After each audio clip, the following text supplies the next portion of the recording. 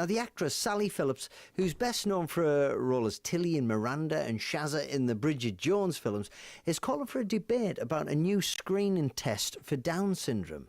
The new test is said to be 99% accurate and doesn't carry the risk of miscarriage, but since it became available privately, terminations have increased by almost a quarter, according to the Department of Health. Sally's son Ollie has the condition and featured in a documentary she's made, which was on BBC Two last night. Knock, knock! Who's there? Chicken. Chicken who? Buck, buck! That's rubbish. This is Ollie, my son. He likes chocolate ice cream. He likes Barcelona Football Club. He also has Down syndrome.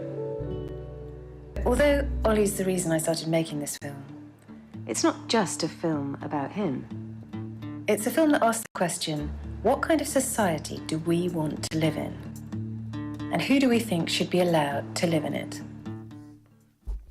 And the actress also said she's concerned about the impact the new test is already having. How horrible to be an adult with Down syndrome, to discover that people like you don't have equal right to life, that you can be terminated up to and including birth. This is very, very hard. Nobody has bothered to ask people with Down syndrome about this. Nobody's included them in the debate. There's never been an ethical debate about screening. Now, does that mean that we shouldn't have an ethical debate about screening because people who have already terminated and may then regret it will be upset? I'm really sorry, but no, these are painful and difficult questions. Well, that's the actress Sally Phillips, who's produced the documentary A World Without Down Syndrome. And we can speak now to Colin Dean from Durham. His 11-year-old son has Down syndrome. Good morning, Colin.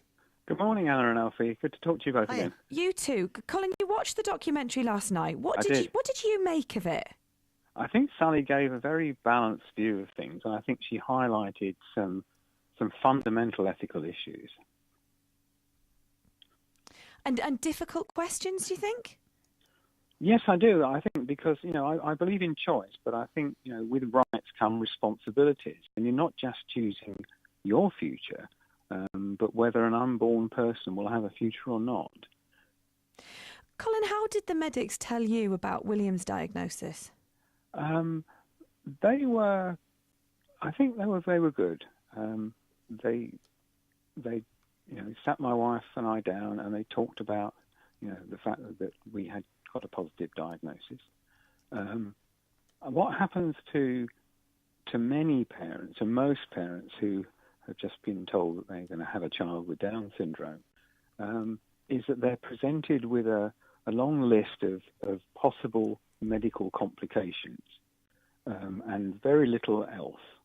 And those medical complications occur in the general population, like a hole in the heart or gut issues or learning difficulties. And they're also presented with a presumption that they will terminate. And one of my colleagues, who also has a little girl with Down syndrome, she was phoned repeatedly requesting her to book the appointment for the termination, when she'd already said she didn't want to do that. How on earth did that make her feel? It was traumatic. It was very traumatic to be rung up. It's like being rung up and harassed, basically. Do you think medics have, not all medics, but do you think there's a lot to learn about preconceptions, really? Absolutely. I think, we know that many people alive today with Down syndrome have happy lives. They're not a burden on anybody. They are able to go to mainstream school with other kids. My son William, is in mainstream school. The other kids in his class are all pleased to count him as one of their friends. And he's a lovely lad, because I was lucky enough actually to spend a bit of time with William. He came into the studio and he was great. That's right. I was doing the interview and he was right next to me on the microphone.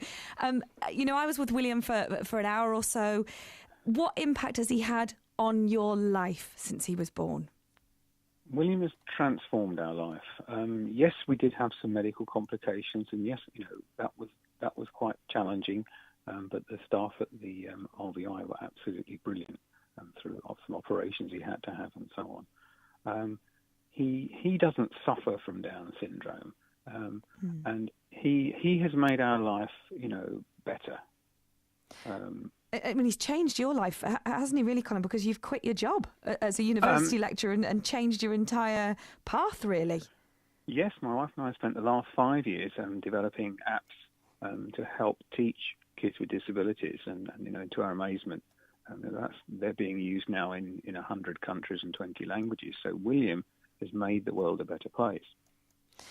And last night, Colin, there was a lot of talk on social media about the documentary, some positive, some negative. And Sally Phillips has been accused by some of making mums-to-be feel guilty over terminating their pregnancies after finding out about a diagnosis. Do you think that's fair to say, that she could perhaps have made people feel guilty? I think if people feel guilty, I think it highlights the issue that it's a difficult and complex ethical issue and that people need more information. When does the right to life start? It's a difficult question. You can't terminate a baby after 24 weeks normally, but if a child has what's viewed as a severe disability, which Down syndrome is included in, although it's not severe for many people, you can terminate at any time during pregnancy. Does the new in the Netherlands, you can terminate after they're born. That's deeply disturbing for some people. I'm sure hearing that this morning, they will find that deeply disturbing. So when does the right to life start?